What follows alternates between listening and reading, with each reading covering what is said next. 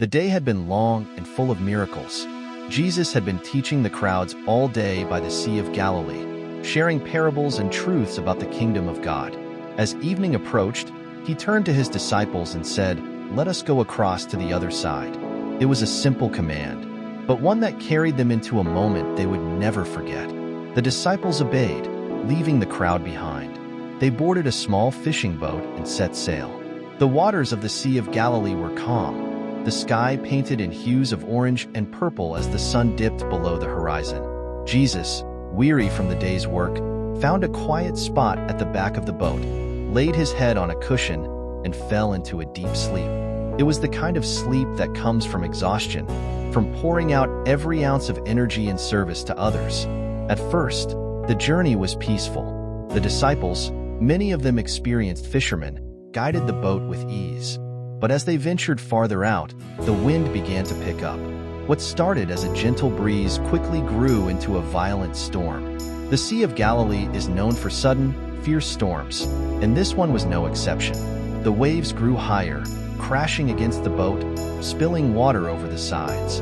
The winds howled, and the once calm waters churned with fury.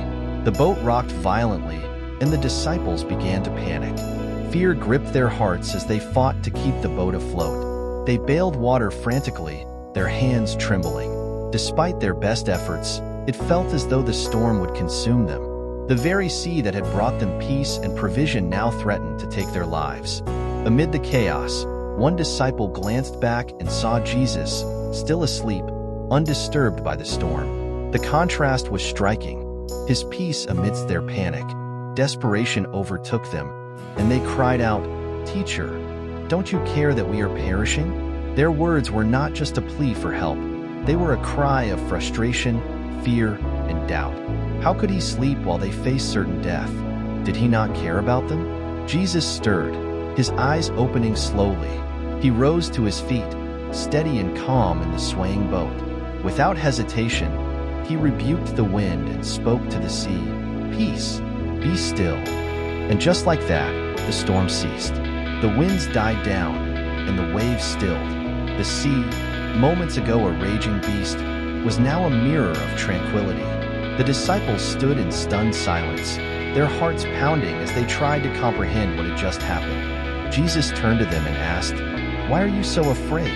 Have you still no faith?" His words pierced their hearts. It wasn't just a question, it was a challenge. Despite all they had seen, the miracles, the healings, the demonstrations of his power, they still doubted.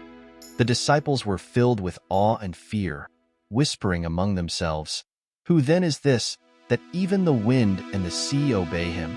They had known Jesus as a teacher, a healer, even a prophet. But this moment revealed something deeper, his authority over creation itself. This story is more than an account of a miraculous event.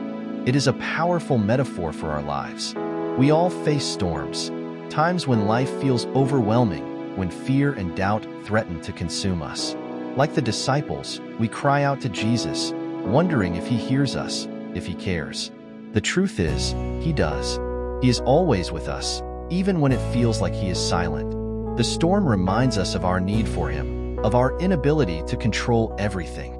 But when we invite him into our chaos, he speaks peace, not just to the circumstances, but to our hearts. Jesus' question to the disciples is his question to us. Why are you so afraid? Have you still no faith? Faith is not the absence of storms. It is the assurance that we are not alone in them. As you reflect on this story, consider the storms in your own life. Are you trying to weather them alone? Or are you trusting the one who calms the sea? Remember, Jesus is in your boat. His presence brings peace, and his power brings hope.